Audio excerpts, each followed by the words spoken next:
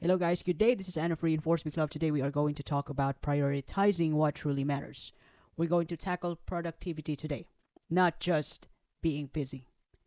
Busy and productive, focusing on what truly matters at the end of the day.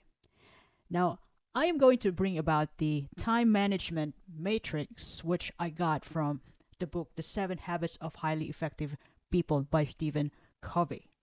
This is to help you and me prioritize tasks and manage time more effectively by distinguishing the activities based on their urgencies and importance. So this approach would contribute on our long-term goal as well as our overall well-being by minimizing distractions and time-wasting activities. Now, this is how it goes.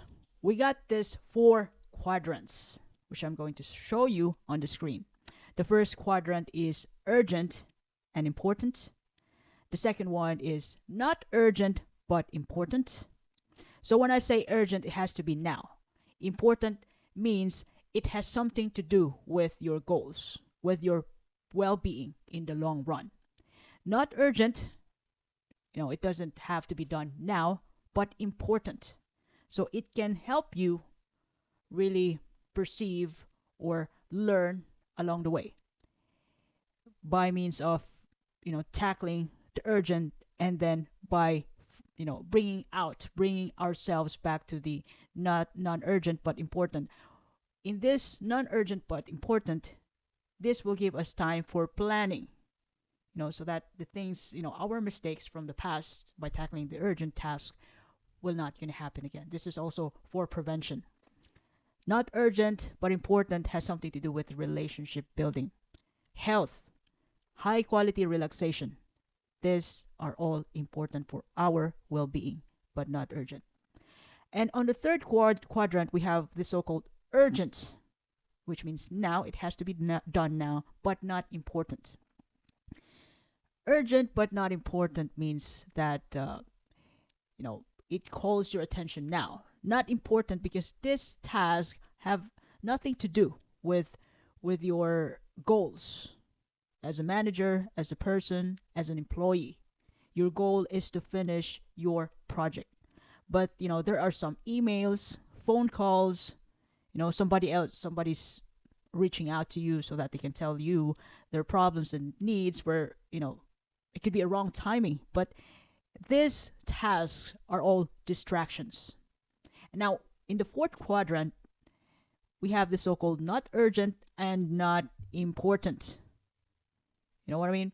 These are social media, watching TV, gossiping, chit-chat, shopping. So you can avoid this or limit. Now, the objective of this time management matrix is that to help us focus on our long-term goals. We could highlight the important but not urgent, but at the same time, it encourages us to be proactively planning and never forgetting our personal development activities, which contributes to our long-term success. Although we are planning, we're looking forward for our, the progress of our career. Although we're all up to that, we must never, forget to ensure to address the immediate and critical issues, which is in the first quadrant, the urgent and the important tasks. Now, examples of the urgent and important tasks, those are deadlines, exams, real-life crisis, emergencies, last-minute preparations, meaningful appointments. Now, this time management matrix will also help us reduce stress by planning and focusing only on important tasks. But never forget to manage the urgencies. And, taking note, having to considering this time matrix will help us eliminate time wasters, eliminate activities that are neither urgent nor important, freeing up time for us for more productive activities, avoiding distractions. So, in order for us to avoid distractions, we have to categorize this task. I know it's going to take time to really categorize tasks because if you are not doing this, but if you do it once, twice, third time, fourth time, fifth time, it'll be automatic when you practice this. And this will also enhance our personal and professional growth. Why? Because prioritizing our tasks, allocating time for various aspects in our life, not only in the work side, career side, but also including in our personal development, leisure, family, building making time with real friends. That means so much for us. And prioritizing tasks by means of categorizing them will also give us a room, a space, and a time to learn new skills, maintain our good health, and build strong and real relationships with people whom we can trust. Now let's delve deeper into this quadrants of time management matrix so we can explore the practical strategies and benefits as well as the challenges in managing tasks in every category. Now the first one, we have the so-called urgent and important. These are the tasks for crisis management. Tasks that needs immediate attention, usually deadline driven. So when you go to the office, you focus immediately on this things to do. Sometimes this could be unexpected. These are the tasks which will give you high stress and high priority activities, but also high return. Because there are also other things to do which will give us stress, but low or no return at all. So we are looking after we are up to the ROI of our time and energy. So examples of this urgent and important task. So once again, meeting deadlines for work or school projects, emergencies, sudden health issues. It could be your own health issues or immediate family members, your kids, your spouse, your mom. So these are also problems that may arise unexpectedly. So it could be in the workplace, system breakdown, delayed in the system, delayed of a bunch of clients that your team has to adjust with the time. Attending last minute request from a client or boss. Now, in order to manage this task, it's important to plan ahead. Although some of this could be unexpected, but once it happens, you're going to learn from it. Make sure that you're going to learn from it. And once you learn from it, you are going to expect it to happen the next time around, and you're going to know better how to intervene. Plan ahead, try to anticipate potential crisis. And once it happened already, you can prepare ahead so that you can avoid the so-called last minute rushes. So once you have this task on hand, this important and urgent task, you have to dedicate uninterrupted time to tackle this task as they are in front of you. You can also try to delegate this task, urgent tasks, to team members who can handle this effectively and must be done on time or ahead of the deadline. And as you go along, learn from your experience. Now, this task can also lead you to burnout if you're constantly operating in this, categories. If this is really your job, well, like for example, I could relating to my experience when you are in the A&E, acute and emergency department, emergency room, ER. But not all the tasks when the patient comes along, with the stab wound, for example. So You know exactly what has to be done now. No distractions, no planning.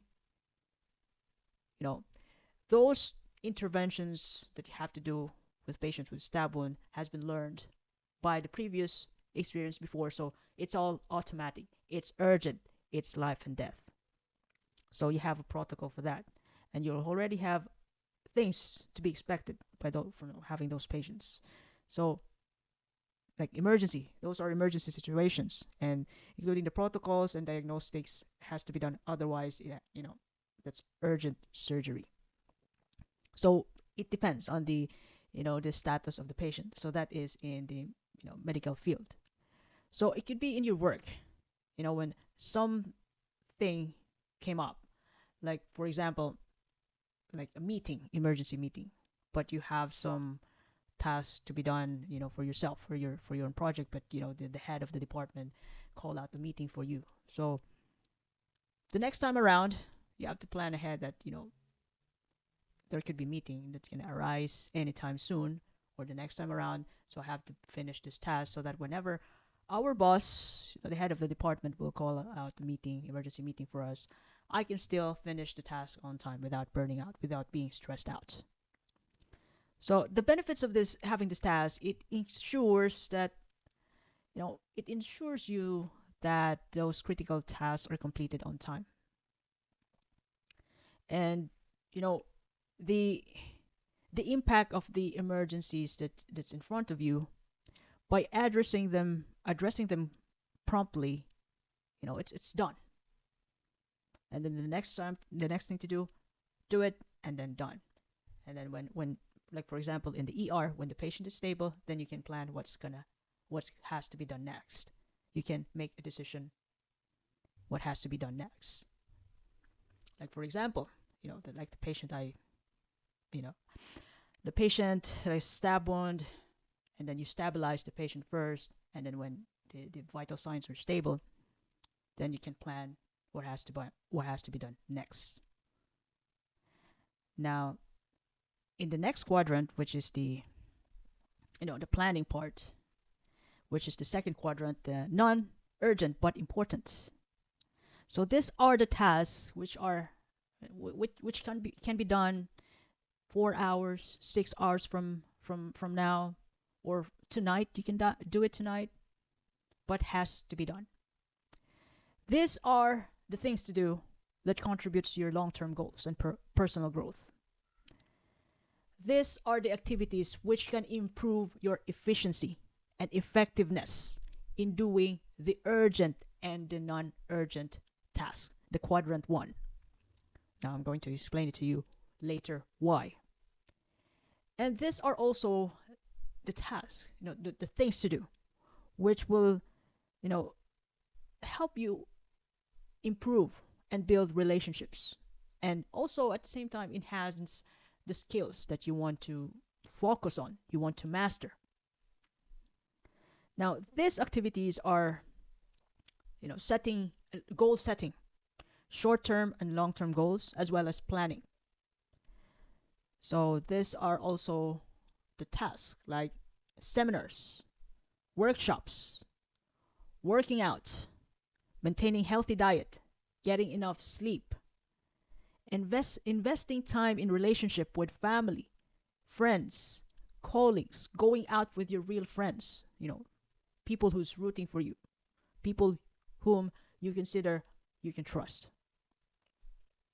So this is basically work-wise, this is the planning phase.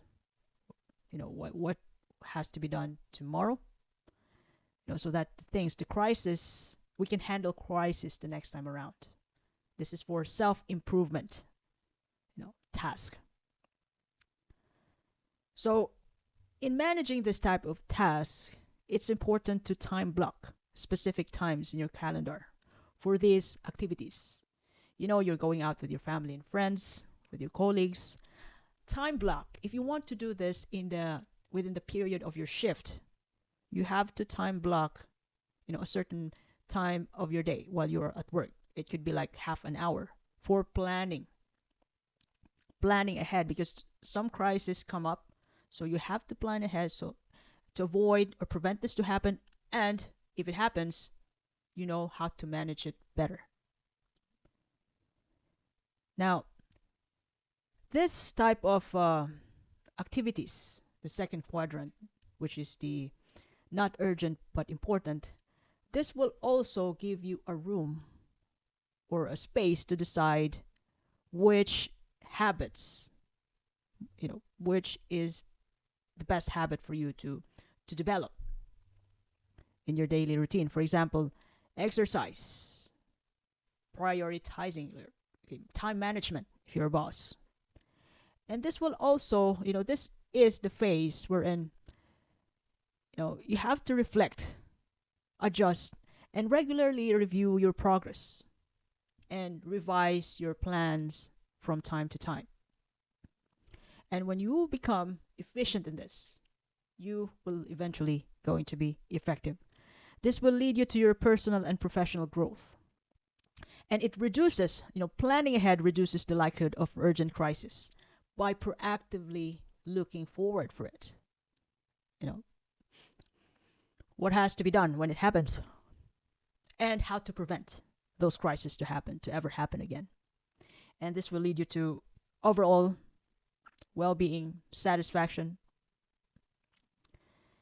The challenges of this task, the second quadrant, which is not urgent but important, sometimes we neglect this because we focus on our immediate deadline. And that, when you neglect this, if you don't learn anything from the crisis that you're facing right now, and then without reflecting to it, and you don't learn anything from it, and you're going to neglect this planning phase, you're going to get burnout all the way. Today, tomorrow, the rest of the week, if you don't learn anything. So this task requires you to be disciplined and consistent to maintain your focus on what really matters most. This will give you the second quadrant will give you a headspace to really hone the skills in order to handle the immediate and important tasks. At the same time, not neglecting the other aspects of your life: family, friends, health, wealth management, building your empire, hiring and firing people, because you stick to your standards, you stick to your mission, vision, goals of your company. Now we have the third quadrant. Now, this third quadrant is also called as the urgent but not important, which means distractions. Distractions from your, quadrant number one, urgent and important. And this could be a distraction for you, an excuse to procrastinate the quadrant two, the planning phase, the not urgent but important. Quadrant three are distraction activities. So these are answering non-urgent phone calls and emails, attending meetings that are not essential, responding to minor requests from colleagues or friends, handling routine administrative tasks, wherein you can delegate it to other people. This is the quadrant in which you can delegate. Urgent, yes, it's important task, but nothing to do with your goal, so you delegate it. Tasks that seem to be urgent but doesn't contribute to your long-term goal, these are interruptions or demands from others. Time-consuming if not managed properly. Now, how are you going to tackle this? Distractions. Number one is prioritize. Identify your priority and focus on those tasks aligned to your goals. And the best part is delegate. Delegate tasks that do not require your specific skills or attention. Phone calls, you have a secretary. Emails, those type of emails which doesn't need your decision making, the routine emails. And of course, other than delegating this task to your secretary or whoever is in charge, set boundaries. is establish clear boundaries for interruptions. For example, you know, this could be important emails and has something to do with your work. So if you want to be the one handling this type of emails or things to do, you set a specific time to work on this task. Like after tackling the important task from 8 to 12, you can set time, like it could be 30 minutes to 1 hour. It depends on you. 1 to 2 p.m., 3 to 4 p.m. before you go home. You set specific time to check the status of this activities if it is done by the person whom you delegated the task to, or whatever is your intervention. And you can also use technology, tools, apps to automate the task in order to minimize distractions. So emails, unimportant emails. So you can stop the notification in a certain period of the day while you're working on your important and urgent task. And then afterwards, the second quadrant, while you are working on your important but not urgent tasks, you can time block. You can turn off the notifications in a specific period while you are working on the important stuff. Now, these distractions can actually lead you to having a feeling of being busy but not productive. Might distract you from time spent on important tasks on the quadrant 2.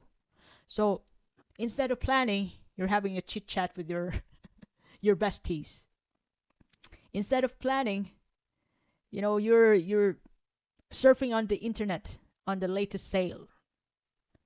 Now let's go towards the quadrant 4, the not urgent and not important task, the time wasters.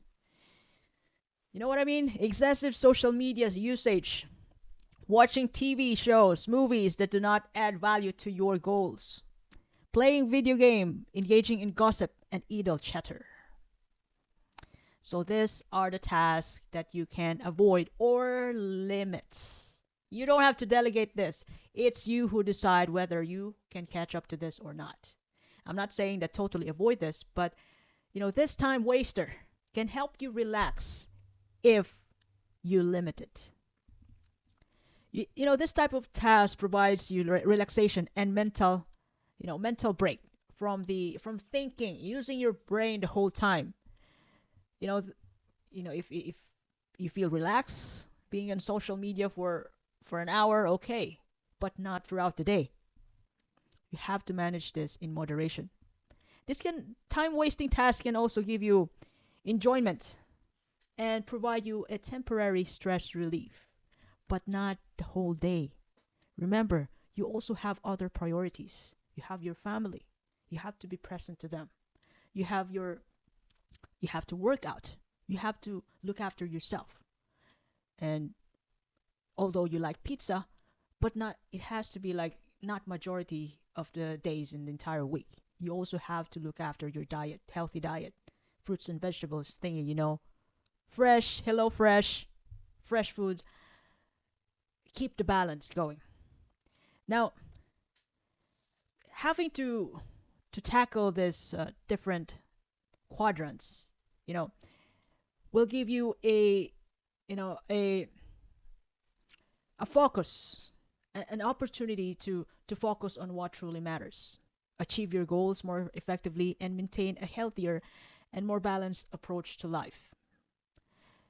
Just merely distinguishing the difference between urgency and importance, having these categories of tasks, the first quadrant, second quadrant, third quadrant, fourth quadrant, will guide you in making informed decisions about how are you going to allocate your time and energy in the most part.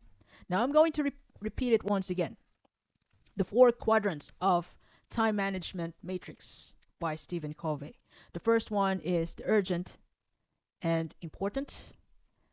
These are the things to do which must be managed right now. The second quadrant is not urgent but important. This will help you focus on what's really important, like planning in the most part, goal setting, problem solving, prevention, self-development goals, setting your goals. And on the third quadrant is urgent but not important. Urgent tasks, but not doesn't have something to do with your goals. Calls, calls asking inquiries, emails, shallow relationships, small talks. You can avoid this, or you can delegate this. And then the fourth quadrant is not urgent and not important. You can limit this or avoid. Nonsense movies, shopping, gossiping, watching TVs, social media, etc. You can limit this because this also feels good. This will also give us happiness and relaxation, but it has to be like disciplined too. Now, if you ever like this content today, this episode, you can share it to your family and friends. You can follow me in YouTube, Facebook, Spotify, Apple Podcasts, YouTube Podcasts. I'm also in the Amazon Podcasts. It's and by the way of Reinforce Me Club. I do appreciate your time and have a lovely day ahead. Thanks a lot.